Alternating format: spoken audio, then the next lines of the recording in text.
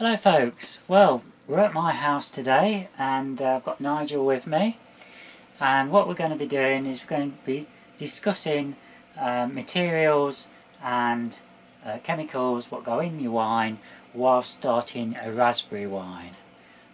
This is at the very beginning, so what I'm going to probably do, I'm going to pass you over to Nigel. He can explain a bit about, I'll let him discuss things and I'll jump in, okay? Yeah, okay. I've made raspberry wine quite a few times in the past, and my method for doing it is to take about 4 pounds of raspberries and frozen from the freezer, and 4 pounds per gallon, put them into cold water, add sultanas or raisins, and then do the fermentation in the normal way. Now this method I'm hoping is going to be better, because I've never been very pleased with raspberry wine. It seems to be, raspberries seem to be a fruit which has such a strong flavour that it's difficult to make anything that resembles a normal commercial wine. So what we've got here, if you look at the kit that we've got, shall I lift it up? Yes, Julie? yeah. Here we go. If you take the lid off. Now what you can probably see here, we've got some muslin bags, and we've actually put 12 pounds of raspberries into this container in the muslin bags, and they're hanging there, they're frozen. And what we're going to do is to wait until tomorrow morning, and then we shall squeeze the fruit so all the juice comes out, but the seeds, which I think probably have an effect on the flavour, I think the seeds will be contained within the bag, and so they won't actually enter into the wine. So we're hoping... That's our hope, isn't it? Yeah, we're hoping this will give a better flavoured wine than the one I'm used to getting from raspberries. After Nigel had discussed about raspberries, and this is the reason why we hadn't made the raspberry wine before, while he was on holiday I had lots of free time, and I did some research, and everything I was reading was people were commenting on how good raspberry wine was, and so I kept on reading and I'm delving deeper, and then I eventually found where somebody had commented about the seeds, and if you don't separate the seeds, if you leave them in, they can have an effect. They make the taste, basically make the taste not very nice. Yeah. And so... so we're investigating. That'll be interesting to find out. We're using slightly different kit here as well. You won't have seen this before, but we're using... not with Nigel, I should... Oh yes. Yeah. You're... No, carry on. Yes, the kit that I use, you're probably familiar from the other videos. I have a fermentation bucket where the primary fermentation goes on. It doesn't actually have an airlock. This one actually has an airlock in the lid, which is quite a good idea. It has been pushed in, by the way, folks. Yeah, and there's a rubber seal washer, here. Yeah, a rubber washer. Seal, yeah. And obviously you put your liquid in here, steriliser or a little drop of water to stop insects getting in. So it's going to be interesting to see how that works. Oh, while we're on the subject of that, on my first lot of wine, folks, that was my first lot here. When I made that in here, we were getting no bubbles. And we've been discussing no bubbles in the airlock at all, but it was fermenting like hell. Yeah. Well, I think the reason for that must be that somewhere here there's a little leak, and it only takes a sort of pinhole of a leak in apparatus like this to stop the pressure being able to make the airlock bubble. Right. You only, I guess what you've got to do if you want it to bubble, and I don't like the noise, but you've got to make sure it's absolutely sealed all the way round, and then the other thing you've got to have is a perfect seal where the rubber washer is around the base of the airlock. Yeah, they're not going to be able to see that. Oh, let's lift it up again. Yeah. Here we go. Right. So you'll need a perfect seal here as well. Now, how perfect that seal is, I don't know. No, but if you look on these, they've actually got it where they've moulded. It sticks out slightly, doesn't it? So the way I look at it, if there's going to be a little gap probably next to it. Yeah, they may well be. Maybe. Yeah, you So might it have could a be gap. that the air's coming out of Yeah, you could have a gap here, or even between the rubber seal and the lid. Yeah. You know, that you could have a slight leak there. But anyway, that's the first time I've seen an airlock on a primary fermenter. Right. Raspberries are a slightly awkward fruit to make wine with because you remember you need the right balance of acid and tannin and sugar in a wine. Okay. And raspberries, I'm not exactly sure with exactly what is in there, but the balance of the three ingredients is not the same as it is for grapes. And Yeah. so I don't think they're quite acidic enough, for example. And this is why the recipe, which we've found an interesting recipe here adapted from a winemaking book by Stanley and Dorothy Anderson. This is, I think it's an American book. We found that the recipe that they're using, actually one of its ingredients is acid blend. Yeah. Now acid blend, I assume that's probably a mixture of tartaric acid or citric acid or malic acid, or perhaps a mixture of all three. We haven't got any of that, so we're going to substitute for the acid blend. We're going to use some lemon juice. Yeah. We don't want to Which go out. we've left in the other room. Yeah, we don't want to go out buying stuff No. every time there's something on the list we Yeah. haven't got. So, right, what's the next thing we So need to talk about? the handy thing was Nigel, with having a chemistry background, all right there, Yeah. he knows by looking at some of these terminology, it's basically, well, it's definitely, it's not UK. We're assuming it's American, aren't we? Yeah, I've never By seen. the measure, so we've basically got to convert some of those what are on there into what they are over here, plus there's some which we don't know what they are either, is there? Yeah, well, acid blend. I've never seen that in an English recipe before. There are one or two other things I was slightly unfamiliar with. Wine conditioner. I wasn't quite sure what that was, so we looked it up, and apparently it's sweetener and stabiliser Combined. and sorbate. Yeah. Combined. So it's a thing to stop the fermentation. Okay. And then it won't re-ferment if you add sugar at the end. Right.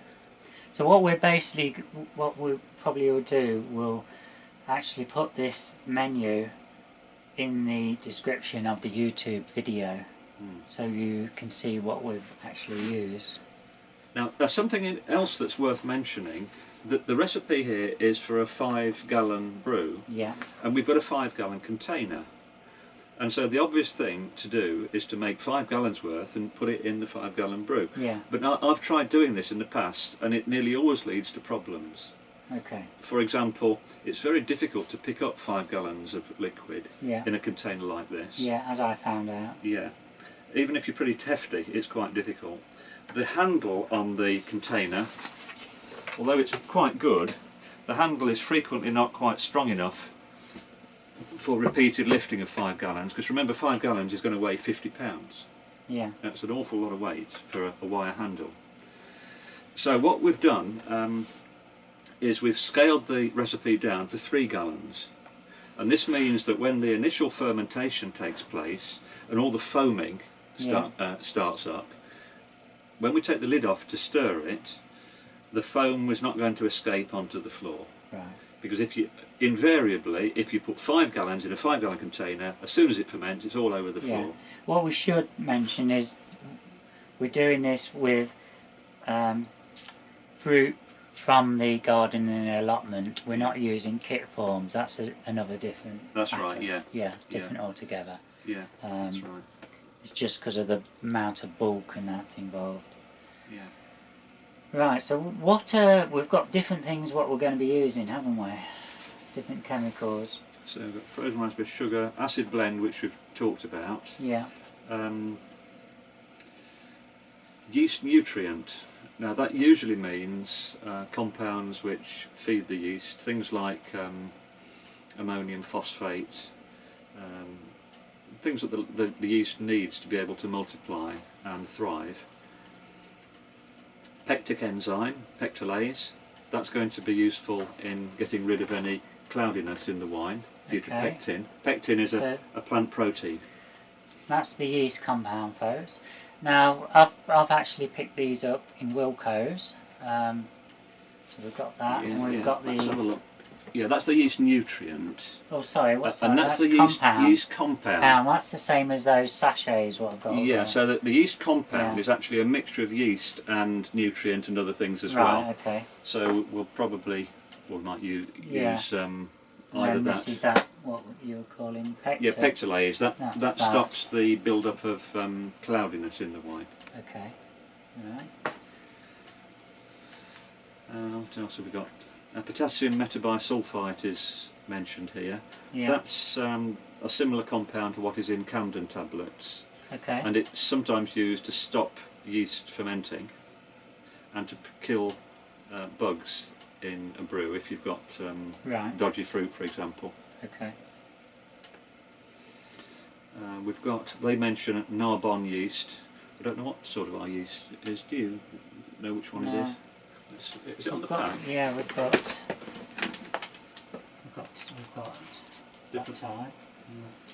Oh, we've got a universal wine yeast here.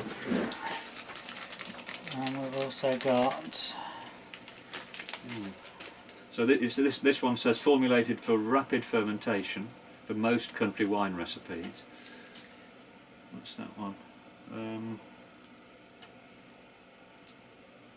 That's a general one as well. That can be quite similar, I guess. They're dried yeast. You can hear them rattling if you shake Yeah. the packet. So they should be fine.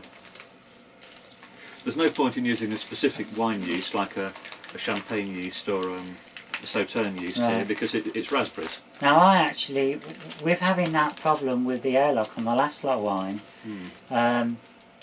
somebody suggested that I should actually sprinkle some more yeast, so that's what I did. I quickly got these delivered overnight, and I sprinkled another one of these, but probably Yeah. it was working in the first place. It's just. Well, it might So- be, because yeast. So would it make any difference? Does it make it weaker, stronger, or does it just? No, it doesn't, because once the wine gets established, the number of wine. Once the yeast gets established, the number of yeast cells roughly doubles every few hours in a Okay. fairly warm room. Right.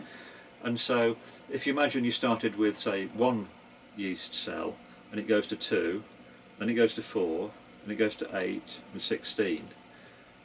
And if you get at the 16 stage, you put another 16 in. Well, it doesn't really matter, because Right, it's doubling anyway. Yeah. The only Yeah. time to worry is if you get some bacterial infection, and if the yeast isn't multiplying fast enough, the bacteria may actually win and start performing their own chemistry Right. on the brew, spoiling it. Okay. Yeah. And so the idea is, when you ferment, you get the yeast going as fast as you possibly can, so it will overpower anything else that's in there. Right. Okay. Yeah. So that's. I think we've Well, covered We've most covered of this. what for this particular wine. Then what else we're going to have a little chat about is some of the different things what I've got here, aren't we? I Yeah. think some of the things what, for instance, I've bought some plastic demijohns. Yeah, I've never used these before, but I guess they're going to be fine. Yeah. You can see there's a rubber seal for an airlock to go in there. This unscrews, so there's no cork. No. The only thing what I heard negative about these Yeah. was to do with where they're moulded, and it can be sometimes hard to clean off the debris inside. Yeah, I Where see. the Yeah, because these haven't been used yet, and they're spotlessly clean. But when you get a build-up of tannin inside, Yeah. it may be a bit of a puzzle to get them clean again. Yeah. You might remember from one of our videos, it's quite easy to clean a glass demijohn, yeah. because you can put nearly boiling water in. Yeah, No, but you can't do these. You can't will do it. melt. Yeah, it'll melt the container, so Yeah. we're going to have to be clever about this and Yeah. find another method.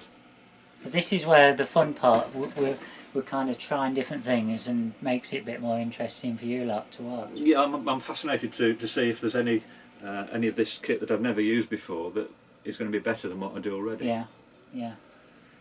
Just looking what else. Have you shown them the corking machine? Yeah, we've got this. Yeah, it's brilliant. Yeah.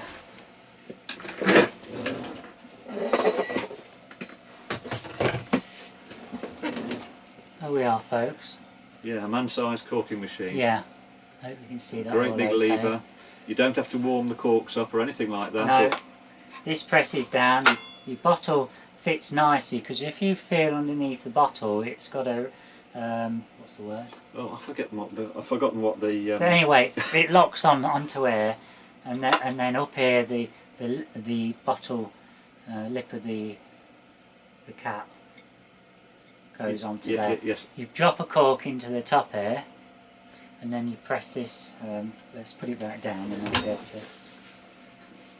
I'm sure that I don't know whether. Oh, I've just remembered the name of the little hole at the bottom of the bottle. It's called a punt. Oh, I think it's called a punt. Okay, so that comes down, folks. I don't know where. I'm hoping you can see this. I can't. I don't know. If I hold it here, let me see if I can hold it there, and then you can bring the lever down. Right, folks. The lever comes down. This bit gets tighter. So you've got your cork in here, and then it basically squashes the cork, presses it into the bottle, and that's it. It goes in every time, first time, and it's fantastic. That is. Yeah.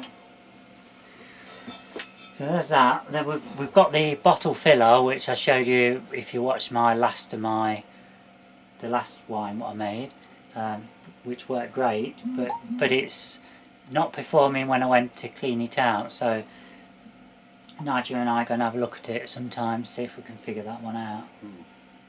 Apparently you can't take it to bits, so yes, it's a good job you read the instructions. Well, I thought it was a little pump, but apparently it isn't. No. Because I thought with a pump, what you do is you get a bucket of water and you submerge everything in it, pump it a few times, and everything gets primed, and it works. But apparently you can't do it with this. No, it's got some other mechanism. That's going to be fun.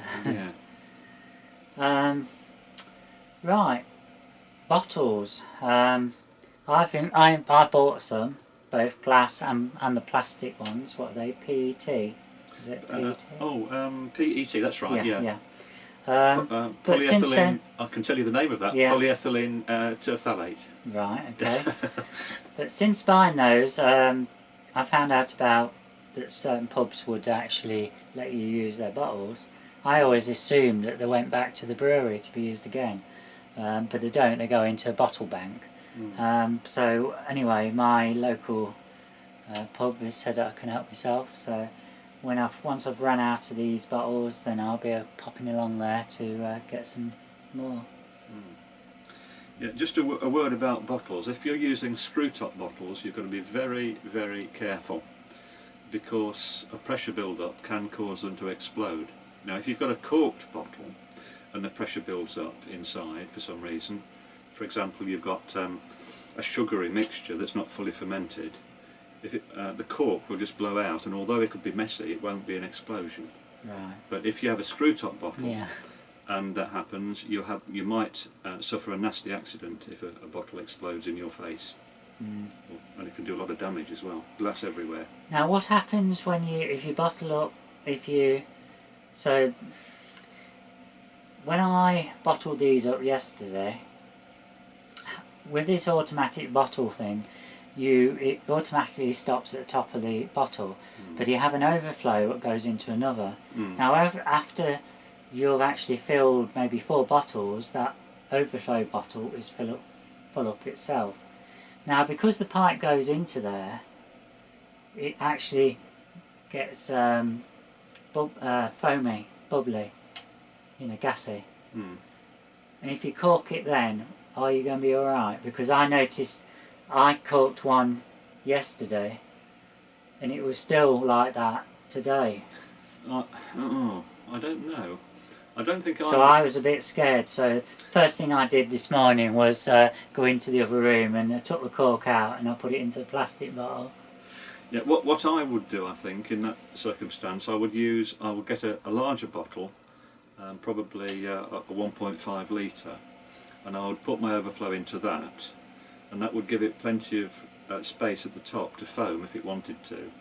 And then I would pour that wine, after it had stood overnight, I'd pour it carefully into a the size bottle I wanted to use the next day.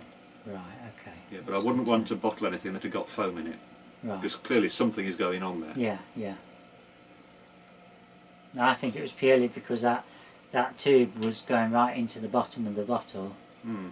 and then it was like gassing it up a bit. Oh, I see.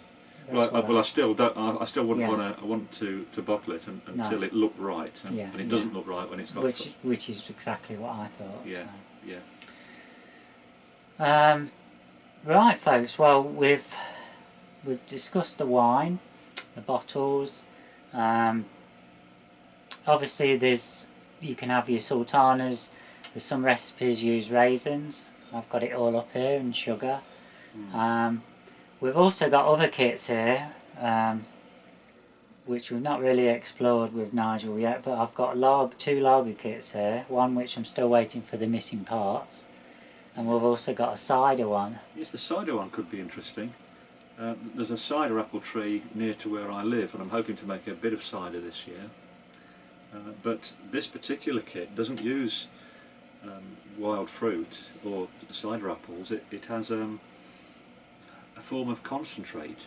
And a lot of people use this. Yeah, and it looks as though it Yeah. produces good I'm cider. seeing a lot of people are going to Lidl and Aldi, the cheaper places, and they're buying this juices, and then they're actually making wine from it. Yeah, I guess the apple juice must have acid added to it, because for cider you do need a bit of tartness. So I guess there must be some tartaric or malic acid that they put in there. Perhaps we ought to have a go at one of those sometime. Yeah, I think that'd be interesting. Yeah, Yeah.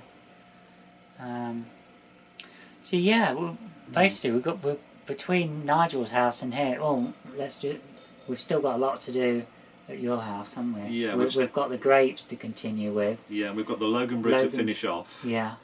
And there is one video which we need to put back up as soon as we're it's been taken able down to. for security reasons. And then there was the rhubarb wine. There's a little bit more to do on that, but it's going to be some time before that's clear enough the bottle, and I think that's going to be the next stage.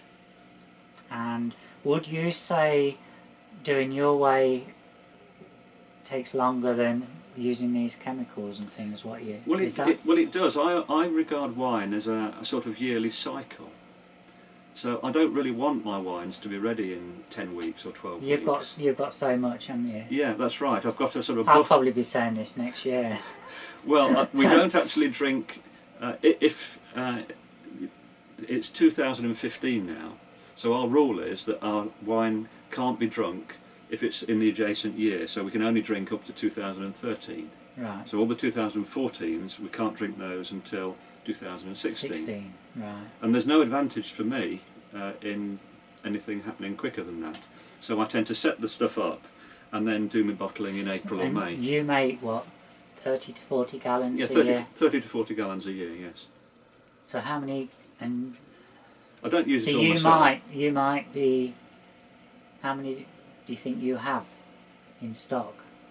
If you're making that, so you've got this year's and the previous years. Yeah, I've got all of the 2014, so that'll be what's that?